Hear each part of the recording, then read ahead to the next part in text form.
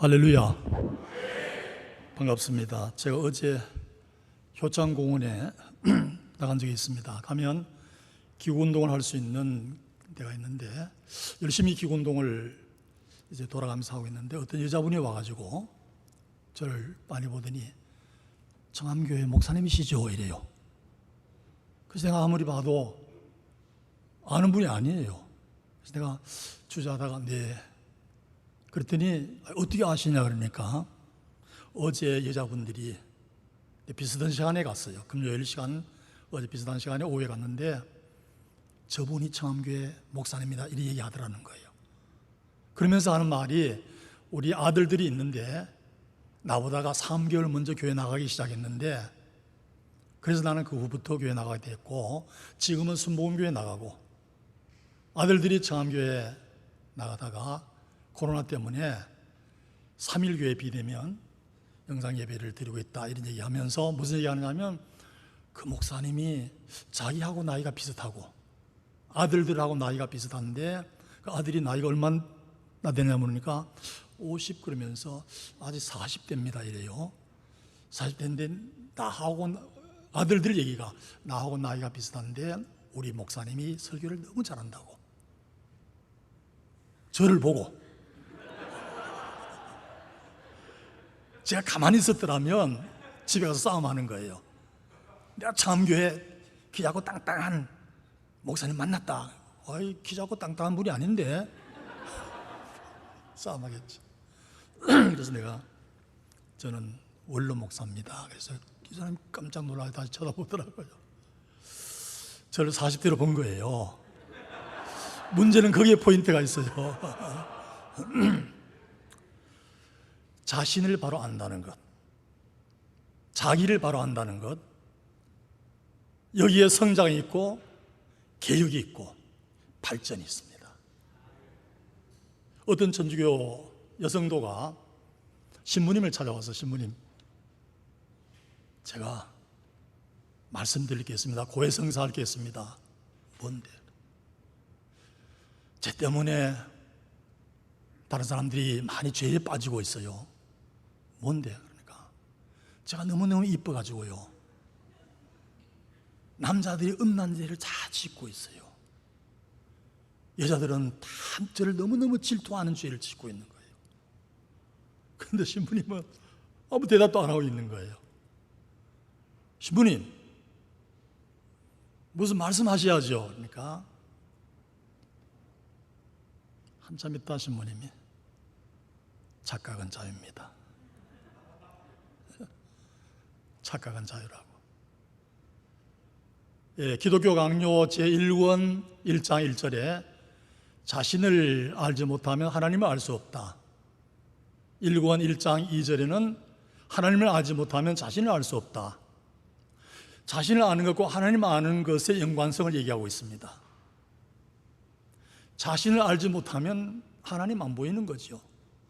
하나님 안 들려지는 거고 하나님 알 수 없는 거예요. 하나님 모르면 자신의 현 주소를 알 수가 없어요.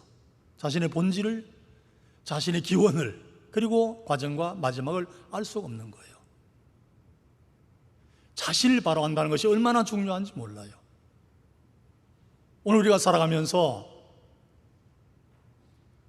여러분이 거울의 힘을 의지하지 않으면 자기 얼굴을 볼 사람이 아무도 없습니다. 그렇잖아요?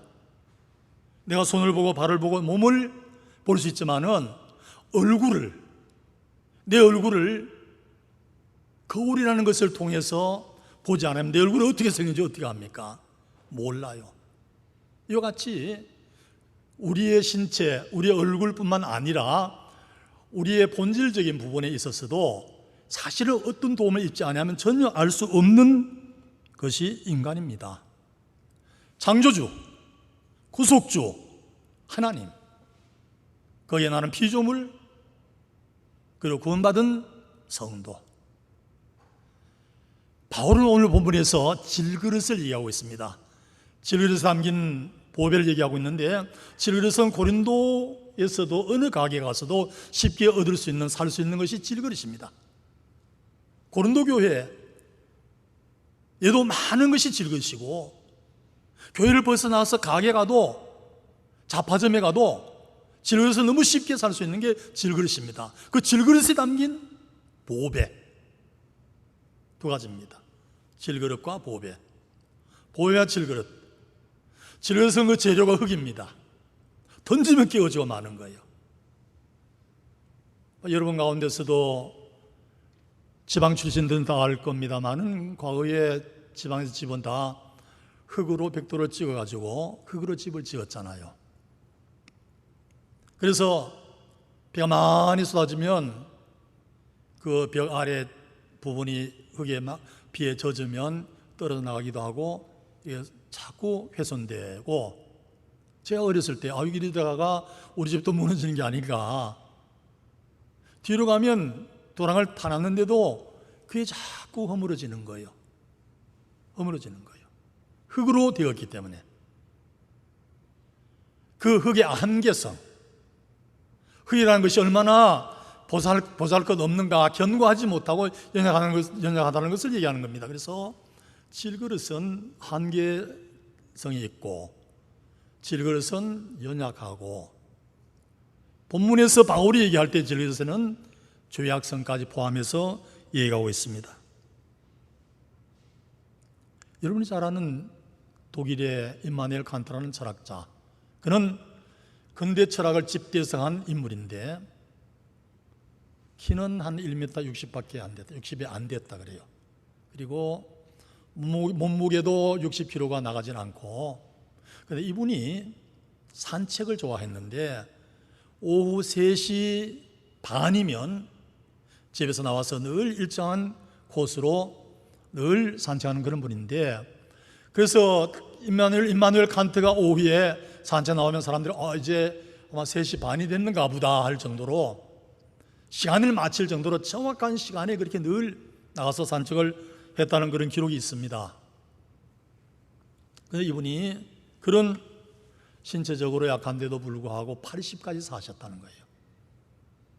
그런데 알고 봤더니 이분이 정확하게 오후 3시 반이면 산책하러 나가는 이유가 자기 몸의 결함, 질병, 그것 때문에 염려하고 불안한 것을 그 순간이라도 극복 좀 하려고, 잊어버리려고 그 순간에 늘 나갔다는 거예요.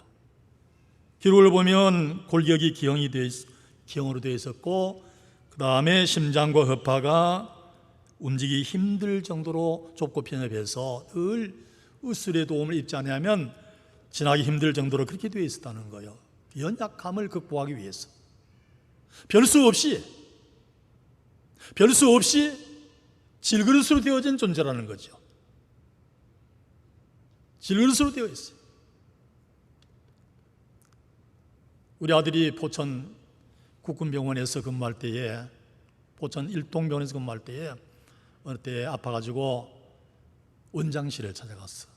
저도 이제 불려가서 원장님 앞에서 여러 가지 얘기하는 가운데 그 원장님이 중령인데 그런 얘기예요. 우리 아들 보고, 야 임마, 나도 아파. 안 아픈 사람이 어디 있어? 이게 내 일이야. 난 원장님이 아프다는 얘기를 처음 들어봤어요. 원장님도 질그릇으로 되어 있기 때문에 아픈 거예요. 원장님도 아픈 거예요. 그걸 극복하려고, 그걸 이겨보려고 애를 쓴다 그런 얘기예요. 어느 집에 4살짜리 아이가 있는데 얘가 어떻게 하다가 손목을 다쳐버렸어요. 심하게 다쳐서 손목이 이렇게 비틀어졌는데 얘가 울지도 않고 아파지도 하면서 집에 와서 엄마 손이 돌아갔어. 손이 그냥 돌아갔어. 태연하게 이렇게 얘기하는 거예요. 얼마큼 지나다가 그걸 치료받고 얼마큼 지나다가 그 다음에는 뼈가 부러졌는데도 울지도 않고 아파하지도 않고 와가지고 보여주는 거예요. 뼈가 부러졌는데. 어떤 때는 뜨거운 물에 손을 넣었는데도 뜨거워 하고 막 얼른 움직여야 되는데 전혀 뜨거운 물에 손 넣어도 뭐 뜨거운 줄도 모르고 이런 거예요. 이거 뭐가 문제가 있구나. 그래서 병원을 찾아가서 쭉 알아봤더니 그 병의 이름이 갱글리 뉴로파디라는 그런 긴 이름의 병이었어요. 통증을 모르는 어떤 경우도 통증을 모르고 그냥 지나는 거예요. 문제는 우리 그리스도인들이 신앙생활하면서 자기가 죄를 짓고 죄를 지은 그 양심의 가책과 하나님 말씀을 통해서 도전도 받고 충격을 받으면서 아니구나 하면서 자신의 부족을 깨닫고 자신의 초함을 깨닫고 빨리 괴로움을 느끼고 아픔을 느끼고 하나님 앞에 엎드려야 되는데 이거를 전혀 느끼지 못하고 덤덤하게 지나는 그리스도인들의 병은 심각하다는 거죠. 그 아이처럼 느껴야 된다는 거예요. 질그릇이기 때문에 연약하고 질그릇 때문에 한계가 있고 질그릇 때문에 추하고 더러워서 언제나 이것이 그걸로만 그 가치를 얘기할 수 없는 거예요. 그래서 우리는 늘 말씀의 거울 앞에 자신을 비춰봐야 되고 하나님 앞에 기도로 무릎 꿇으면서 하나님의 성령의 음성을 들으면서 성령의 강력한 음성이 내 삶을 지배하고 다스리고 이끌어갈 수 있도록 그 성령께 맡기면서 가야 되는데 그러지 않고는 아까 갱글리 뉴로파디 같이 통증을 못 느끼는 그 죄의 깨달음을 죄의 도전을 받으면서도 전혀 깨닫지 못하는 무덤덤한 그런 폐인 같은 모습으로 신앙생활을 할 수밖에 없다는 거죠. 제가 어느 책을 읽다가 고 장영희 교수님에 대한 글을 읽었습니다. 장영희 교수님은 서강대학교에서 24년 동안 재직하다가 돌아가신 분인데 그분이 1952년생입니다. 1952년생으로서 56세를 사신 분입니다. 1년 태어나서 1년 만에 전신의 소아마비를 발견하게 되어졌어요. 그때는 52년생 같으면 그때는 소아마비가 다 있어요. 지금은 뭐 소아마비병이라는 건 거의 없죠. 없는데 그때는 그랬어요. 그래서 백방으로 고쳐보고자 애를 쓰는데 그 아버지가 서울대학교 영문학과 교수였습니다. 장왕록 교수님이라고. 그래서 백방으로 그 소아마비를 고쳐보고자 애를 쓰는데 근데 못 고쳤어요. 못 고치니까 살아가기가 비장애인과의 끊임없는 전쟁 같은 삶을 사는 거예요. 너무너무 힘든 거예요. 공부는 잘하니까 쭉쭉 올라가는데 정작 대학 입학시험 칠 때는 입학시험 원서를 받아주는 대학이 아무 데도 없는 거예요. 이 좋은 학생을 받아줘야 되는데 양 다리를 못 쓰는 학생이 시험 치러 오니까 아무 데도 안 받아주는 거예요. 그러니까 그 아버지가 서강대학의 브르닉 신부가 서강대학 영문학 학과장이었습니다. 편지를 썼어요. 우리 딸이 이러이러해서 대학 입학시험조차도 못 보고 있는데 어떻게 하면 좋겠냐고 물었더니 그 브르닉 신부 교수님의 답변이 시험은 발로 치는 게 아니고 머리로 치는 겁니다. 걱정하지 마세요. 보내세요. 그래서 결국은 이 장영희가 서강대학에 합격을 하고 영문학을 전공하고 또 거기서 학사하고 석사하고 또 박사는 미국의 주립대학에 가서 학위를 취득하고 와서 본교에서 24년 동안 재직을 했습니다. 그러면서 그는 소아마비뿐만 아니라 불행하게도 유방암을 겪고 척추암도 이겨내고 마지막에는 간암과 몸부림치다가 간암 걸린 지 1년 만에 결국 세상을 뜨게 됐는데 그가 쓴 책이 여러 가지가 있습니다만은 살아온 기적과 살아갈 기적이라는 책에 쓴 글이 소제목으로 내가 살아보니까 하는 그런 소제목의 시 같은 글이 있습니다. 제가 보니까 꽤 길어요. 그래서 지금 다 읽어드릴 수는 없고 인터넷 하는 분들은 들어가서 보면 내가 살아보니까 장영희 쳐서 들어가면 바로 나옵니다. 내가 살아보니까 그 내용인데 여기에 간단하게만 제가 한번 읽어드릴게요. 내가 살아보니까 정말이지 명품 백을 들고 다니든 비닐봉지를 들고 다니든 중요한 것은 그 내용물이더라. 내가 살아보니까 결국 중요한 것은 껍데기가 아니고 알맹이더라. 예쁘고 잘생긴 사람은 TV나 거리에서 구경하면 되고 내 실속 차리는 것이 더 중요하더라. 재미있게 공부해서 실력 쌓고 진정으로 남을 위해 덕을 쌓는 것이 내 실속이더라. 그는 독실한 신앙인이었습니다. 결국은 56세로 세상을 떠나야 되었는데 그 교수님 한 분을 볼 때에 그대로 질그릇 같은, 그대로 질그릇이, 약함과 한계성과 또 자신의 처한 그런 모습 그대로 다 담고 있는 사진 아주 미모의 모습이었습니다. 질그릇 같은 신앙인, 질그릇 같은 보배에 대한 얘기는 거의 없습니다만 질그릇 같은 모습을 지니고 일생을 살아 귀한 족적을 남긴 그런 인물입니다. 질그릇 같은 담고 있는 보배, 보석, 이건 다이아몬드. 이건 다이아몬드의 가치를 결정할 때에 기준이 C자로 나가는 네 단어라 그래요.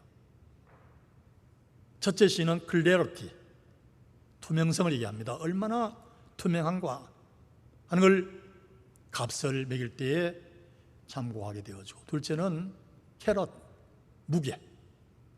1캐럿이 0.2g이라고 합니다. 이번에 처음 알았어요. 저는 1캐럿 할 때 0.2g, 5캐럿 하면 이제 겨우 1g이 되는 게 보석이 다이아몬드예요. 무게. 다이아몬드는 무게가 많이 나가야 값이 나가잖아요. 그 다음에 세 번째는 칼라, C로 나는 칼라. 그 칼라가 은은하게 신비한 그런 모습을 지녀야 또 다이아몬드 값이 많이 나간다는 거예요. 그런데 네 번째는 컷, CUT, 컷. 결이 어떤가, 어떻게 잘려졌는가. 여기에 의해서 값이 매겨지는데, 오늘 여기 질그릇에 담은 보배는 저는 거기 네 가지 C에다 한 C를 더 붙이고 싶어요. 어떤 C를 붙일까요? 예? 크라이스트. 진짜 가치는 그 네 가지가 아니에요. 예수 그리스도, 오직 예수 그리스도가 있느냐 없느냐. 지저스 크라이스트. 예수 그리스도 담겨 있느냐 안 담겨 있느냐에 의해서 그 가치가 최종적으로 판명되어지는, 어떤 사람이 연구한 결과 인간을 화학적으로 분해해 보니까 별 가치가 없다라고 하잖아요. 화학의 여러 요소 해가지고 그람을 따라서 다 재보니까 별 가치가 없는 그런 존재가 육신적인 가치입니다. 질그릇이기 때문에. 그러나 그 속에 보배 예수 그리스도, 여러분 다 모신 줄 믿습니다. 예수 그리스도 보배로 모신 그 질그릇은 절대로 함부로 깨뜨릴 수, 함부로 방치할 수, 함부로 내버려둘 수 없는 겁니다. 오늘 제가 말씀드리려고 하는 것은 핵심은 그 앞부분입니다. 뒤에는 그 보배가 뭐냐에 대해서는 제가 26년, 27년 동안 설교하면서 아마 수도 없이 얘기했을 거예요. 그래서 거기를 안 하려고 하다가 내가 조금 언급하고 넘어갑니다. 거기 보배가 뭐냐? 첫째는 여기는 큰 능력 그랬어요. 이는 심히 큰 능력은 하나님께 있고, 큰 능력이, 거기에 담겨진 보배는 큰 능력인데 바로 고린도전서 15장 3, 4절에 있는 복음. 고린도전서 15장 3절 4절에는 예수님의 죽음과 예수님의 다시 살아나심이 복음이라 그랬잖아요. 죽음이 우리에게 구원을 가져다 주었고 부활이 우리에게 영생을 가져다 주었어요. 예수님의 죽음은 우리에게 구원을 주었고 예수님의 다시 살아나심 우리에게 영생을 가져다 준 것입니다. 할렐루야. 너무너무 중요한 거예요. 복음이 큰 능력이에요. 그 능력이 바로 보배라는 그런 얘기예요. 두 번째는 믿음입니다. 베드로후서 1장 1절에 보면 보배로운 믿음 그랬어요. 보배로운 믿음. 어떤 분이 전도했더니 마음은 아주 유한데 막히지 않았는데 열려 있는데 교회를 나가봤다는 거예요. 아무리 나가봐도 몇 년 나가봐도 믿어지지 않더라는 거예요. 교회 나가봤는데 믿어지지 않으니 어떻게 또 나가느냐고. 아니라고. 여사님, 다시 나가보라고. 상황과 때와 공간과 시간과 다 주변이 다 다르니까 다시 한번 나가보라고. 다시 나가라고. 몇 년 나가도 안 믿어지더라는 거예요. 답답하지요. 안 믿어진다는데 무슨 진리를 무슨 얘기를 해도 안 믿어지는데 어떻게 합니까? 안 믿어지더라는 거예요. 왜냐하면 받지 못했기 때문에, 선물을 받지 못했기 때문에. 에베소서 2장 8절에 있는 것처럼 그 은혜를 인하여 너희가 믿음으로 말미암아 구원을 얻었나니 그 은혜로 인하여. 은혜, 선물이에요. 믿음은 선물이에요. 나의 자력에 의해서, 의지에 의해서가 아니라 전적으로 주신 분에 의해서 받아진 것이 바로 믿음이에요. 그래서 여러분은 그런 믿음을 받은 분들이니까 얼마나 행복한 분들입니까? 얼마나. 하나님이 기쁘신 뜻을 따라서 주어야 할 분들을 하나님이 다 아시고 그분이 나눠주시기를 우리에게 나눠주셨다는 그런 얘기예요. 선물을 받지 않았으니까 안 믿어진다는 거죠. 믿을 수가 없다는 그런 얘기죠. 세 번째는 마태복음 13장 44절에 보면 밭에 감추인 보화를 얘기하고 있습니다. 밭에 감추인 보화. 다 팔아서 그 밭을 샀느니라 그랬어. 왜? 거기는 보화가 있기 때문에. 다 팔아도 그 보화보다는 그것이 못하다는 거죠. 더 낫다는 거죠. 보화가 다 팔아도,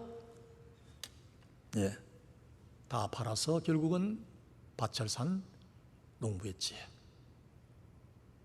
사랑하는 성도 여러분, 우리가 질그릇이기 때문에 이 세상을 살아가면서 고통이 많습니다. 염려가 많고 어려운 일들이 많습니다. 때로는 거의 산산조각 날 것 같은 정도로 박살나고 깨어지는 경우도 있습니다. 부셔집니다. 허물어집니다. 그 질그릇만 보면 좌절하고 실망하고 절망할 수밖에 없고 허무한 인생으로 끝장날 수밖에 없어요. 그런가 하면 내 속에 보배를 담고 있다는데 보배만 보면 오만하고 교만하고 거만하고 현실을 무시하고 이상한 사람이 되고 마는 거예요. 그래서 우리는 보배로 돼 질그릇에 담겨진 보배. 비록 질그릇이지만은 내 속의 보배, 예수 그리스도, 복음, 믿음 늘 점검하면서 내 속에 보배가 있나? 내 속에 아직도 보배가 있지, 남겨있지 점검하면서, 비록 질그릇이기 때문에 힘들고 어려운 일들이 많아도 질그릇으로 끝난 게 아니에요. 질그릇 없이 여는 사람은 아무도 없어요. 왜? 그 속에 보배가 담겨있기 때문에. 오늘 이 말씀을 준비하는 가운데 어떤 친구 목사님이 좋은 영상을 하나 보내줬어요.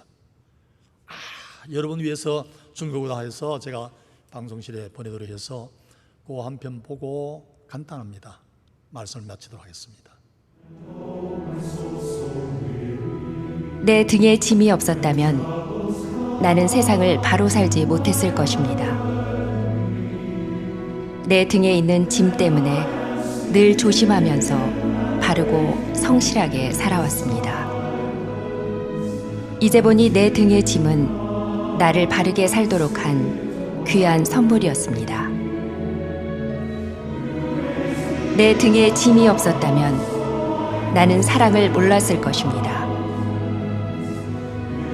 내 등에 있는 짐의 무게로 남의 고통을 느꼈고 이를 통해 사랑과 용서도 알았습니다. 이제 보니 내 등의 짐은 나에게 사랑을 가르쳐준 귀한 선물이었습니다. 내 등에 짐이 없었다면 나는 아직도 미숙하게 살고 있을 것입니다. 내 등에 있는 짐의 무게가 내 삶의 무게가 되어 그것을 감당하게 하였습니다. 이제 보니 내 등의 짐은 나를 성숙시킨 귀한 선물이었습니다. 내 등에 짐이 없었다면 나는 겸손과 소박함의 기쁨을 몰랐을 것입니다. 내 등의 짐 때문에 나는 늘 나를 낮추고 소박하게 살아왔습니다. 이제 보니 내 등의 짐은 나에게 기쁨을 전해준 귀한 선물이었습니다. 물살이 센 냇물을 건널 때는 등에 짐이 있어야 물에 휩쓸리지 않고, 화물차가 언덕을 올라올 때는 짐을 실어야 헛바퀴가 돌지 않듯이 내 등의 짐이 나를 불의와 안일의 물결에 휩쓸리지 않게 했으며 삶의 고개를 하나하나 잘 넘게 했습니다.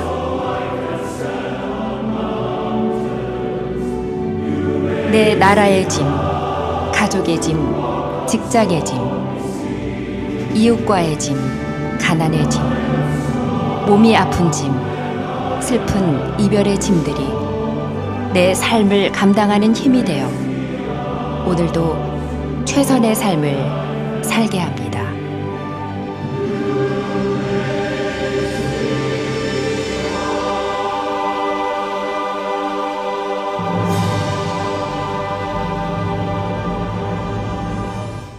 정호승이라는 시인이 쓴 내 등의 짐입니다. 그분은 신하인입니다. 기도하겠습니다. 하나님 아버지, 질그릇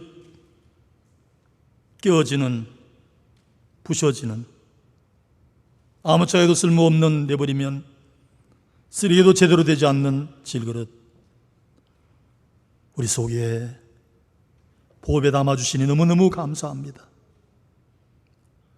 담겨진 보배 때문에 이제는 가치 있는 삶을 살게 해 주옵소서.